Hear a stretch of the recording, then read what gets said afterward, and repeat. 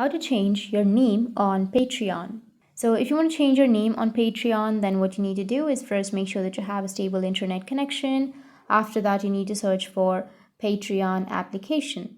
Now tap on Patreon and then it will open the application. Make sure that you've logged in. And if you want to change your name, then you need to go with the profile option, which is on the top right. And from here, you can go with settings. Under settings, you'll have your email, your appearance, and everything, right? So you can go with advanced settings, and here you may have an option. But if you don't find the option right here, so from your profile, you can also go with the three dots, which is on the right side, and then tap on edit profile. And under edit profile, you will have your name and your bio. So if you want to change your name, you can remove the name that you have right here and then add another name and go with the tick, which is on the top right. And that's it, your name will be changed. That's how you can change your name on Patreon. And if you have any questions, feel free to comment below. Thanks for watching.